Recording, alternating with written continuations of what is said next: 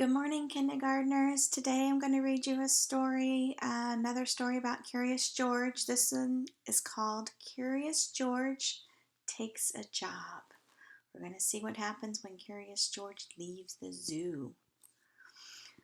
This is George. He lived in the zoo. He was a good little monkey and always very curious. He wanted to find out what was going on outside the zoo. One day, when the keeper was not paying attention, George got hold of the key for the cage. When the keeper discovered what had happened, it was too late. George was gone. Do you see George all the way over here?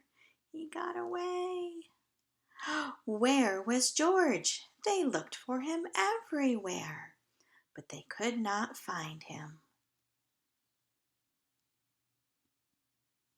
George was hiding in the hay of his friend the elephant. Finally, the keepers gave up looking for him. George found a nice cozy spot to sleep under the elephant's right ear. See him? And the next morning before the zoo opened, he got away safely. Once in the street, George felt a little scared. What should he do in the big city?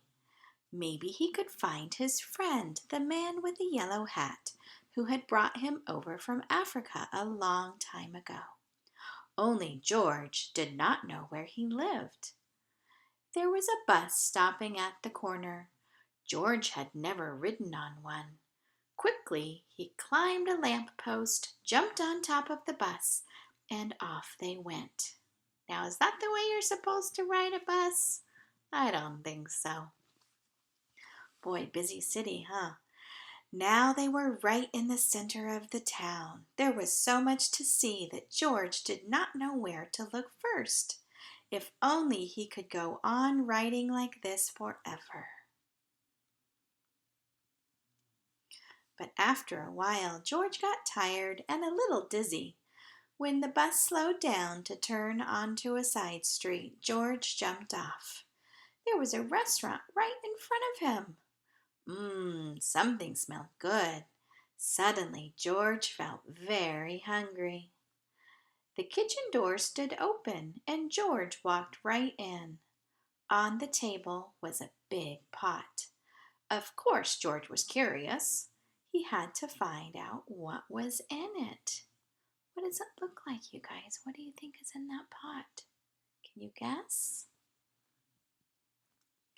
When the cook came back, he had a big surprise. Spaghetti was all over the place, and in the middle of it was a little monkey. George had been eating yards and yards and had wound himself all up in it. The cook was a kind man and did not scold much, so I guess George didn't get in too much trouble. He was very nice. Look at that nice cook. But George had to clean up the kitchen and then do all the dishes. I think that's fair. My, what a lot of them there were. The cook was watching George. "You are lucky to have 4 hands," he said. "You can do things twice as quickly." Look at George. "I have a friend who could use a handy little fellow like you to wash windows. If you would like to, I will take you over to him." So they went down into the subway and took an uptown train to the cook's friend, who was an elevator man in a skyscraper. Raise your hand if you have been on a subway before. Probably a lot of you. I've been on the subway, but it's been a long time.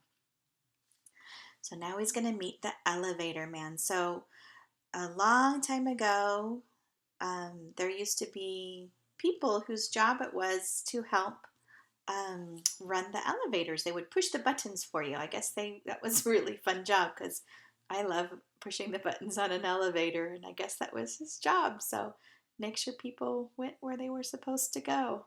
Kind of a silly job now. Anyways, so the elevator man said, "Sure, I can use you," the elevator man said to George.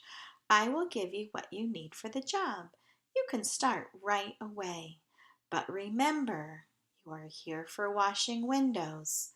Never mind what people inside the houses are doing. Don't be curious or you'll get into trouble. George promised to be good, but little monkeys sometimes forget. George was ready to start. My, how many windows there were! But George got ahead quickly since he worked with all four hands. He jumped from window to window just as he had once jumped from tree to tree in the African jungle. Look how high up he is. Oh my goodness. So these tall buildings, they're called skyscrapers. Skyscrapers. I think it's because they're so tall, it looks like they're scraping the sky. For a while, George stuck to his work and did not pay any attention to the people inside. Of course he was curious, but he remembered his promise.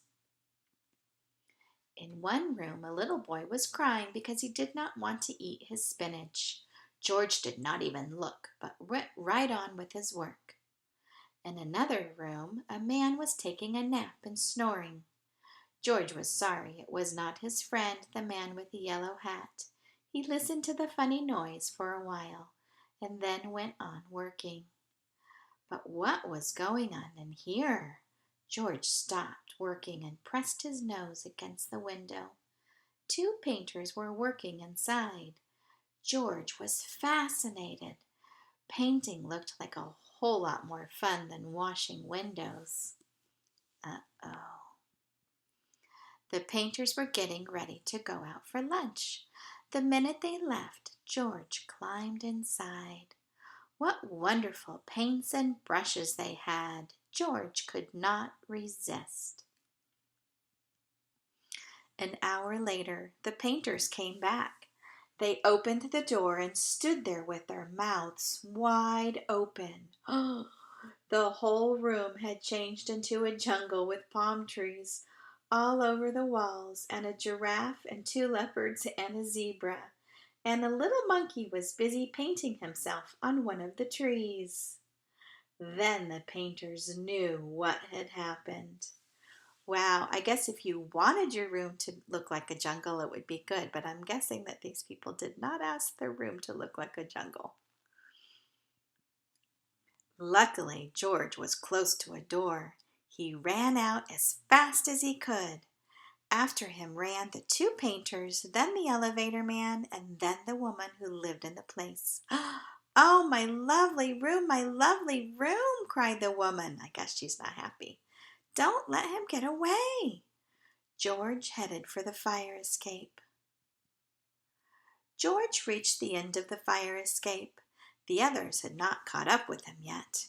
Here was his chance. They could not jump, but George could easily jump down and escape. In a moment he would be safe. Poor little George, he had forgotten the pavement was hard as stone, not like the soft grass of the jungle. Oh, it looks like George maybe got hurt. Too bad. The fall broke his leg and an ambulance came to take George to the hospital.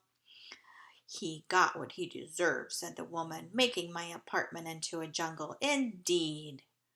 "I told him he'd get into trouble," the elevator man added. "He was too curious."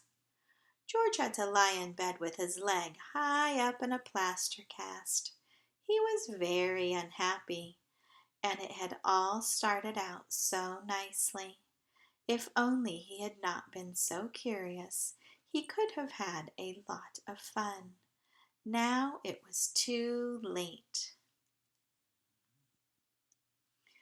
But next morning, George's friend, the man with the big yellow hat, was buying his newspaper. Suddenly he got very excited. "This is George," he shouted when he saw the picture on the front page. Quickly he read the whole story and then ran to a telephone booth to ring the hospital. "I am George's friend," he said to the nurse who answered the telephone.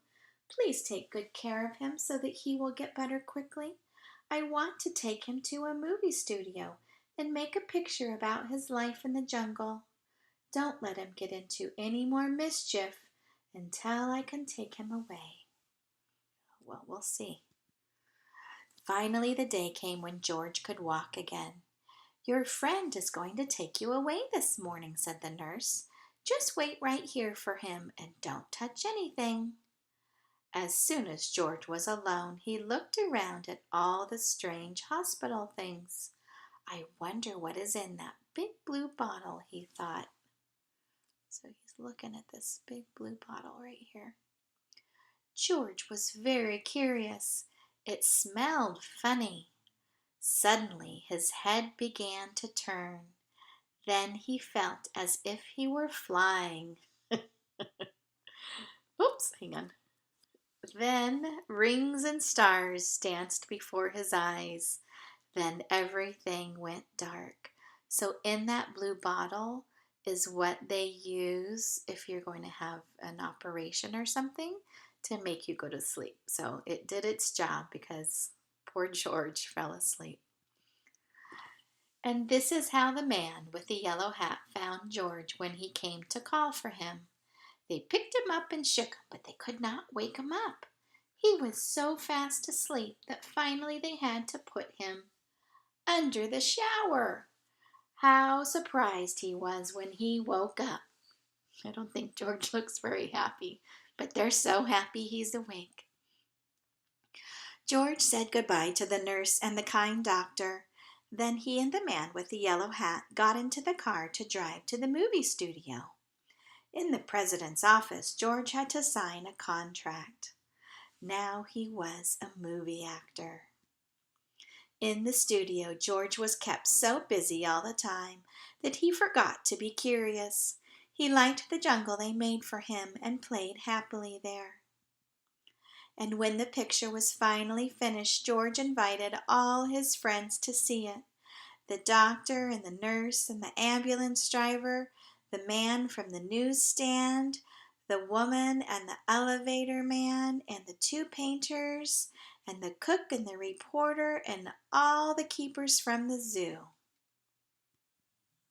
Now the lights went out and the picture started.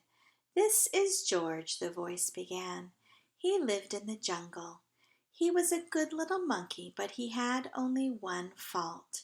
He was too curious." The end. So, my question to you, is this a fiction book or non-fiction book? Do you remember what that means? If you said fiction, you were right. It's not a real book. A couple of things. Do monkeys ride in ambulances when they get hurt and they go to the doctor? What kind of doctor would a monkey go to? Do you remember what that's called? It's called a vet. You're right. And can monkeys paint jungle scenes inside of apartment buildings? No, probably not. There's lots of things that show you that this is fiction. So I hope you enjoyed our story today. Have a great weekend. Shabbat Shalom, and I will talk to you all on Monday.